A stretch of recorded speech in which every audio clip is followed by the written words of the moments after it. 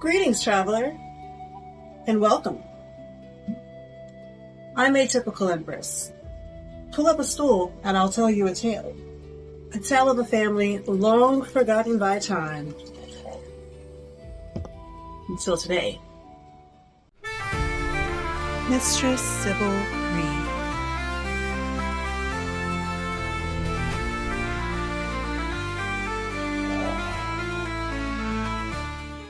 The only daughter of a successful silk merchant, her father, Mosslore Reed, doted on her, and with the family's booming haberdashery, she was afforded a better education than most girls.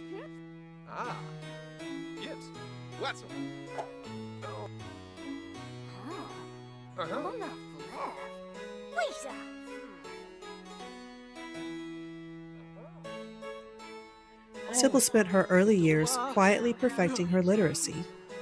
When her nose was not in the book, her hands were in the dirt, helping her mother tend the medicine garden. Sybil had what most would consider a clear road paved for her to an easy and greatly privileged future. However, her heart yearned for adventure and freedom.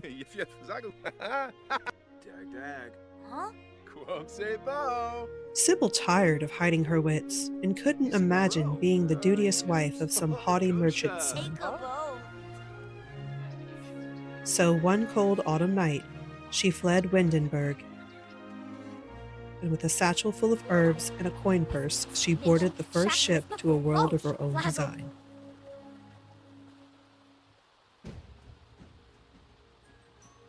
She landed in the rolling fields of Henford-on-Bagley, and she used her skills to be a midwife and gained renown as a respected medicine woman, quite valuable in such a scarcely populated village.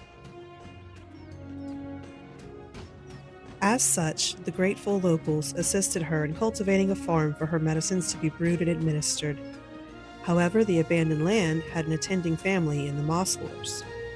The Mosslore line had dwindled down. Many of its members had taken the brutal voyage south, leaving a single branch to tend the Earl's farmlands and forests. Now there was only one man, the hunter Elias Mosslore. He was thankful to Sybil for rebuilding the farm and nursing him back from the brink of death after he suffered a vicious boar attack.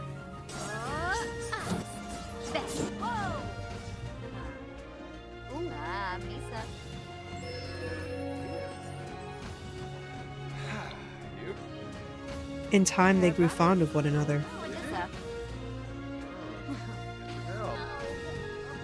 On a spring morning, she gave birth to a strong boy named Elias Mosslore for his father. Unfortunately, fate would not allow Elias the Elder to ever take Sybil's hand in holy matrimony, for by that winter, he had been slain by a bandit. Elias the Younger grew up helping his mother work the land and tend their livestock. He had inherited his father's farm, but also his serfdom. The village was quaint, and young Elias struggled to find playmates. He found a friend in Mother Nature and her beasts. On his 17th birthday, Elias took a trip that would change his world. Sybil had saved up to treat her only child with a trip to the joust. Elias would meet and fall in love with a beautiful young barmaid named Mabel. It was love at first sight, and Elias's lonely heart was finally full for the first time. He whisked Mabel away and brought her home to be his wife.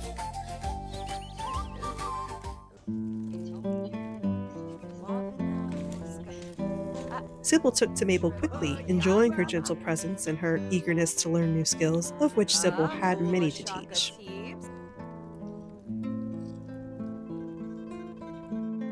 The family thrived for a time. They rejoiced when Mabel was found to be with child. As the moons passed overhead, her stomach grew heavy and round.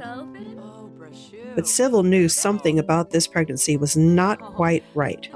She kept a close eye on her beloved daughter-in-law. When the time came, Mabel delivered a small but vocal baby girl. As Sybil checked, her suspicions were confirmed.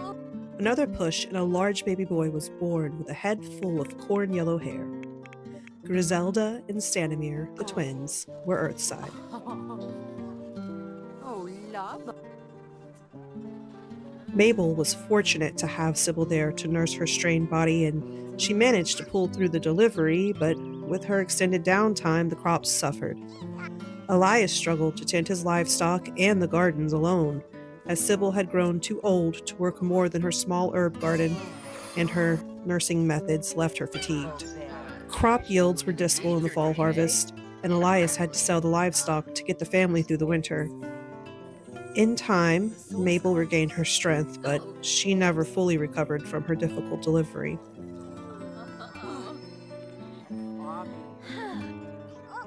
At the young age of 31, Mabel Mosslore passed away in her sleep. The Grim Reaper does not simply disappear. He catches up. And this is where our story begins.